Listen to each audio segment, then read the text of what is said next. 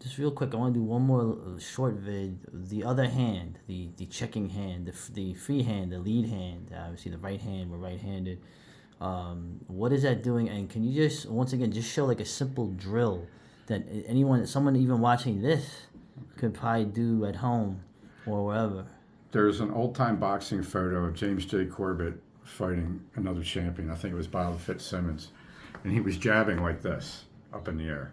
And boxing writers has used this as proof that these guys didn't know how to fight. Okay, so this is pretty simple. Why would James J. Corbett, against a guy that hits twice as hard as him, punch up in the air? Obviously, because he was dialing in for a jab, and then he noticed that Fitzsimmons was about to hit him with a harder punch, so he raised it. That's a block.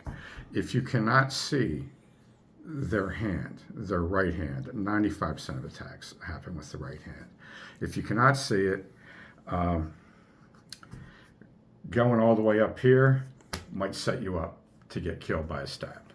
Okay, so having your hand right here is the best position if you don't know what's up. If you don't know if it's a blade or if it's a blunt weapon or if it's a punch. If it's a blunt weapon or a punch and you're here, send it up.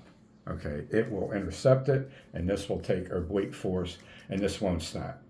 Okay, if it is a blade, you drop it from here. You sell this off. Okay, you slide down onto the arm, to the elbow, and then to the wrist. And then if you see it's a blade, then you're going both hands against that blade hand, and you're neutralizing it. You're trying to get behind this sucker.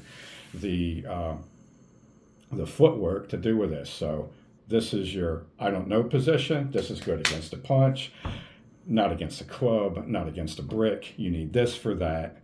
If you're stronger and this blocks some kind of sucker punch or club, then you just go right down to the shoulder.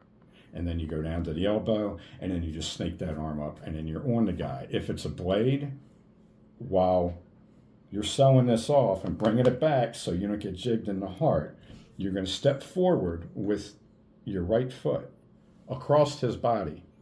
You're going to put your right foot behind and to the side of his left foot.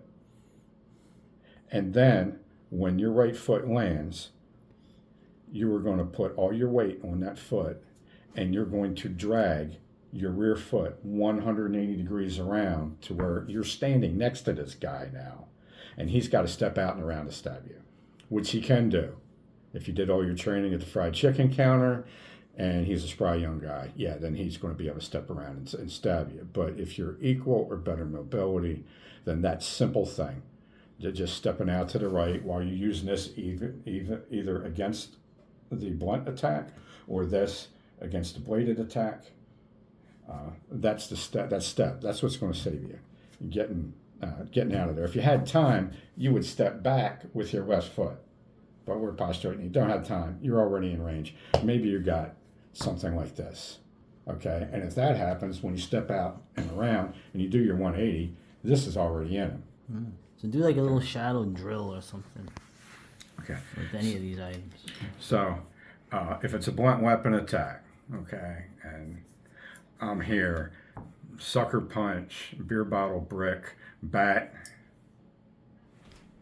okay, then this is down, okay, and then you're going to step in with your left foot, and then you're going to wrap his arm up with this arm, and then this is going to go around behind him. It's going to go around behind him and then back out again, okay? And at any point you want to twist pivot, if he's got, let's say, a bat, you can yank that bat right out just by doing a step back twist pivot. It's not that difficult, okay? The checking hand drill, you can practice on yourself a lot doing this, okay? This is something these Wing Chun guys live on this. This is like, this they call the Pak, they call this the Tang, they call this the Bang, okay? So this is a cross between, a checking hand with the weapons is like a cross between a pari and a measure in boxing. And in Wing Chun, they call it a Pak. So you want to work on that. And you can use this as an assist too, if you're pinned, okay? And this assist, if you're getting pinned against a building, and even if it's an unarmed encounter, if you could use this to push out, grab the back of his head here, grab the top of his head here, pull it into whatever you had your back to, as you spin out around behind them. All right. Just simple things like that, practicing with your friends. Interesting. Yeah. All right. Thank you.